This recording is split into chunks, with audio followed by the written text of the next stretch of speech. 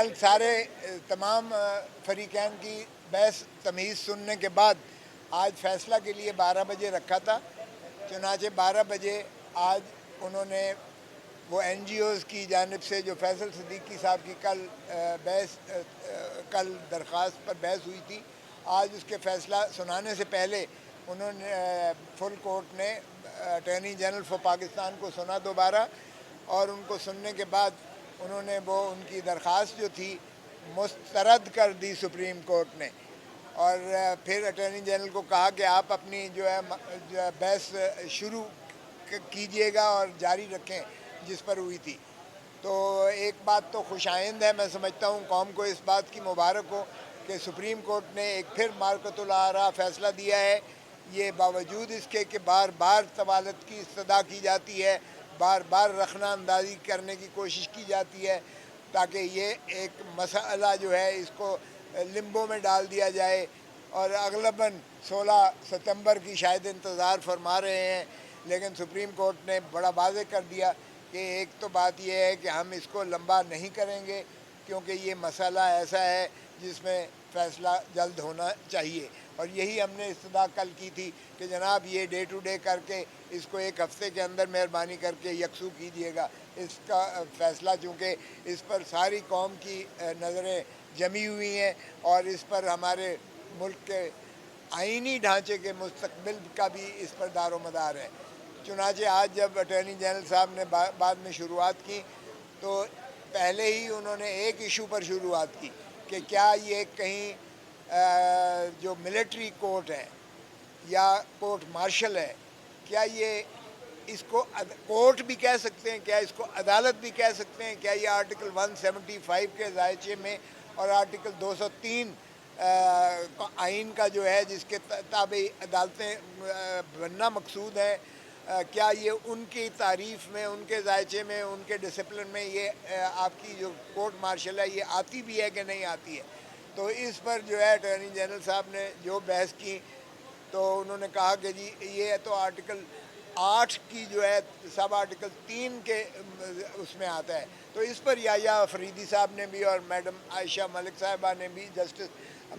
Madam Ayesha Malik साहबा ने भी और जस्टिस मुनीर अख्तर साहब ने भी जो सवालात किए उसकी जो है रूह, उसका मजमुआ ये निकलता है जो कम से कम सारे अदालत में ये इस चीज़ का आया कि उन्होंने ये बिल्कुल आर्टिकल 175 और आर्टिकल 203 के ज़ुमरे में नहीं आता, इसलिए कि ना तो इसकी जो है वो अदालत की जो प्रिजाइडिंग ऑफिसर है या जो जज होता है वो ना तो उसकी वो इंडिपेंडेंट ना तो क्वालिफ़िकेशंस है, फिर ना उसका कोई इंडिपेंडेंट स्टेचर है, ना उसकी कोई जो मुलाजमत है उसकी कोई यानी तहफ़्फ़ुज़ है, और ना ही वो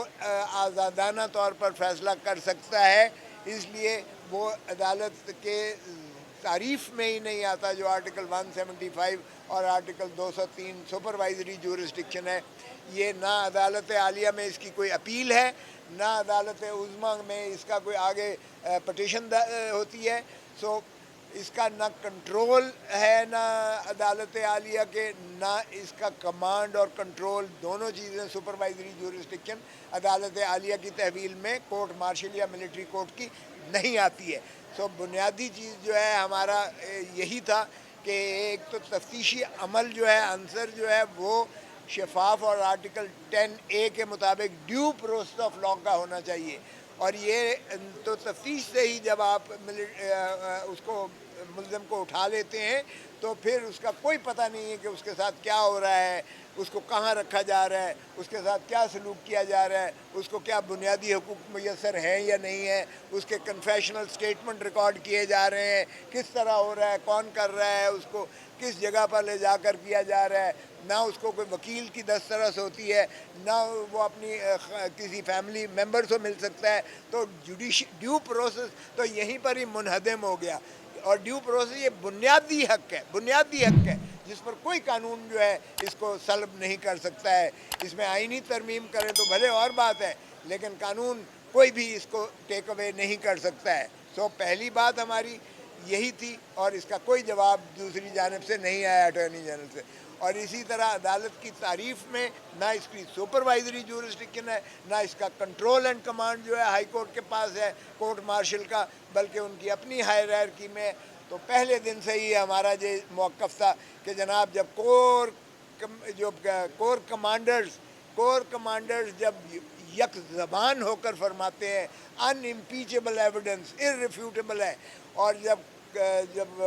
فارمیشن کمانڈر سارے پاکستان کی آرم فورسز یہ کہتی ہیں کہ ناقابل تردید شواہد ہیں جن کو جھٹلایا نہیں جا سکتا، تو اس کے بعد ایک مذاق ہے کہ فوجی عدالت یا کورٹ مارشل جو ان کا ایک میجر جنرل ہوگا یا بریگیڈیئر ہوگا یا کرنل ہوگا وہ اس کو فیصلہ کر سکیں، اس لیے کہ فیصلہ تو دے دیا کور کمانڈرز اور فارمیشن کمانڈرز نے. سو اس بنا پر بھی یہ عدالت انڈیپینڈنٹ اس کو نہیں کہا جا سکتا. اور جب یہ بات ہوئی تو چیف جسٹس صاحب نے بھی کہا کہ یہ چیز آپ کنسیڈر کریں اٹارنی جنرل صاحب کو کہ کیا یہ پیرلل جوڈیشل سسٹم کے بنانے کے متصادم تو نہیں ہوگا، متبادل تو نہیں ہوگا، کیونکہ یہ ٹرائیکوٹمی آف پاور جو ہماری ہے،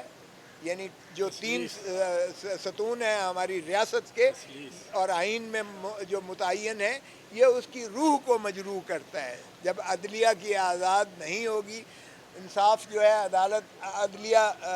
یعنی انڈیپینڈنٹ جوڈیشری یا انڈیپینڈنٹ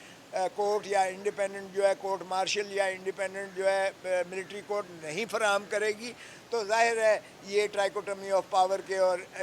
ڈھانچے کو، روح کو آئین کی مجروح کرے گا. سو آج جو ہے اٹارنی جنرل صاحب نے پھر دوبارہ کہنے کی کوشش کی کہ جناب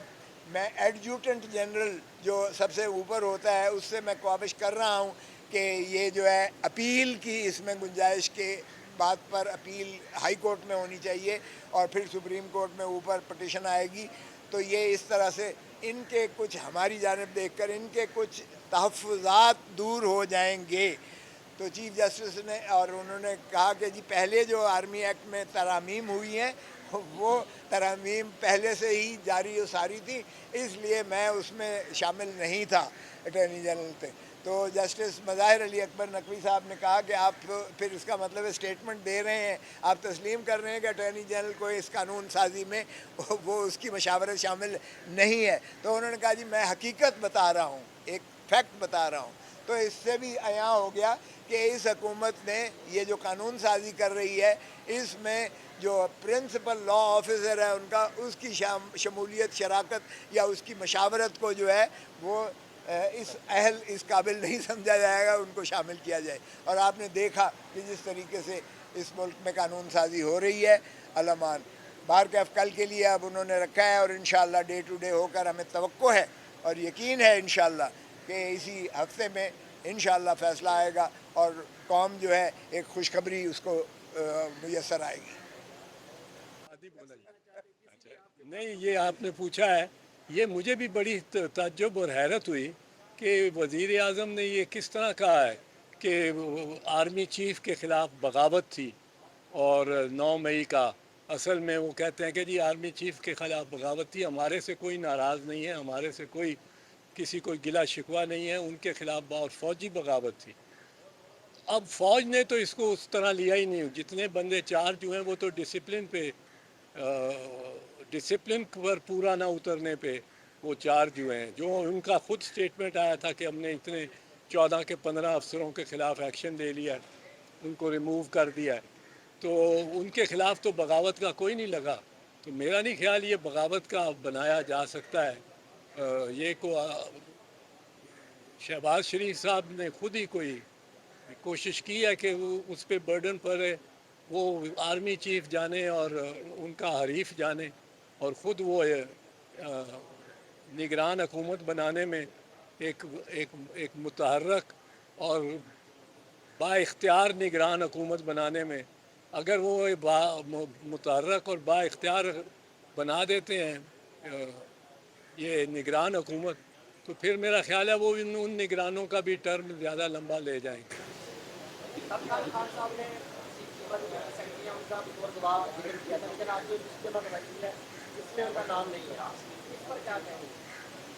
اس کا نام نہیں یہ ان سے ریلیٹڈ نہیں ہے، یہ توشہ خانہ کیس سے حوالے سے ہے. یہ سردار صاحب اس کیس کو نہیں ریپرزینٹ کر رہے، اس لیے سوال آپ میرے سے کریں. انہوں نے اپنی 342 کی سٹیٹمنٹ میں یہ اپنا بیان دیا ہے، تو بطور ڈیفنس وٹنسز ہم ان کو نہیں بلا رہے. یہ کورٹ کا فرض ہے کہ چونکہ سبجیکٹ سے ریلیٹڈ وہ وٹنس ہیں تو وہ کورٹ وٹنس کے طور پر ان کو طلب کیا جانا چاہیے، اور کورٹ ان کو جب طلب کرے گی کیونکہ وہ آفیشل ہیں، سرونگ آفیشل ہیں، ہم نہیں تو لا وہ سکتے. آنے کے پابند ہوں گے، وہ اس کو سٹیٹمنٹ دیں گے. اور جو آج کی بات میں آپ کو کہہ رہا ہوں، عطا تارڑ نہ اس میں کمپلینٹ ہے، نہ اس میں وٹنس ہے، نہ یہ گورنمنٹ کا کیس ہے. اس میں election commission of Pakistan complaint ہے. کیا عطا تارڑ صاحب اس کیس کی پیروی کر رہے ہیں؟ کیا ان کی آشیرواد سے یہ کمپلینٹ فائل ہوئی ہے؟ یہاں سے آپ کو الیکشن کمیشن آف پاکستان کی بدنیتی اور حکومتی بدنیتی سامنے نظر آ گئی ہے کہ ہر تاریخ پہ اپنا جتھا لے کر وہاں پہنچتے ہیں اور جا کر کے کورٹ کو پرسویٹ کرنے اور پریشرائز کرنے کی کوشش کرتے ہیں. اور ایک بات آج جو میڈیا کے حوالے سے بھی بات ہو رہی ہے، میں واضح کر دوں، آج سپریم کورٹ میں یحییٰ آفریدی صاحب کی سربراہی میں جو بینچ تھا، انہوں نے یہ واضح کر دیا ہے کہ آپ کو ہم آلریڈی ریلیف دے چکے ہیں، کیونکہ جب کسی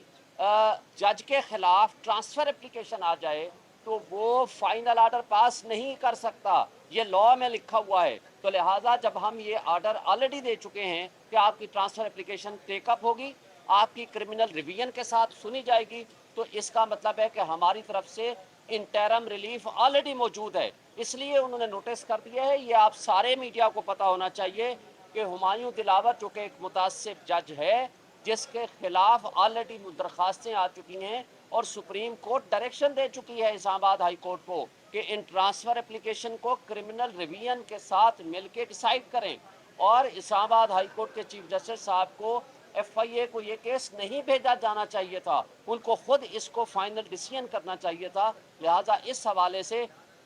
جو لوور کورٹ ہے وہ اس کو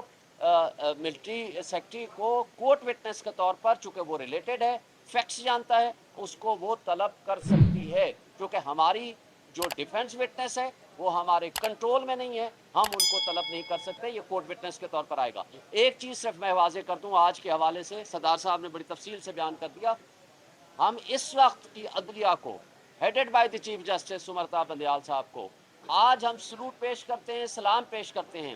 جس طرح حکومت نے اس کو ڈیلے کرنے کی غرض سے، طوالت دینے کی غرض سے جو ڈیلینگ ٹیکٹس پہلے دن سے استعمال کر رہے ہیں، اور کل اپلیکیشن دی کہ اس کو آپ لارجر یا فل کورٹ میں لے جائیں، مقصد صرف یہ تھا. حالانکہ سردار صاحب اور اعتزاز احسن صاحب پہلے دن سے، اور ہم سب کی رائے تھی کہ آپ فل کورٹ بنائیں، لیکن چھٹیاں ہیں، فل کورٹ اویلیبل نہیں ہے. 3 جج صاحبان آلریڈی 2 جج صاحبان معذرت کر چکے ہیں، اور ایک جج صاحب کے اوپر ان کا اعتراض آ چکا ہے. اس لیے فل کورٹ تو ہو نہیں سکتا ہے، لیکن لارجر بینچ بھی اس لیے نہیں ہو سکتا کہ یہ کیس اب چھٹیوں میں فکس ہو رہا ہے. لوگوں کے 102 لوگوں کے فیملیز کے اور ان اشخاص کے بنیادی حقوق کا سوال ہے. لہٰذا جہاں بنیادی حقوق اور انسانی حقوق کا سوال ہو، وہاں کبھی عدالتیں خاموش نہیں رہتی. اور ان عدالتوں نے لوگوں کے حقوق کے تحفظ کی قسم اٹھائی ہوئی ہے. لہذا آج جو بے آئین ملک ہو چکا ہے، اس لیے پبلک پوری ان عدالتوں کی طرف دیکھ رہی ہے. اور میں سمجھتا ہوں کہ تاریخ لکھ رہی ہے کہ کون کس وقت عدلیہ آزاد تھی، کون آئین کی بالادستی کے لیے کام کر رہا تھا، اور کون جو سو کار جمہوری طاقتیں ہیں آئین کی پامالی کے لیے کام کر رہی ہیں. یہ سب تاریخ میں لکھا جائے گا.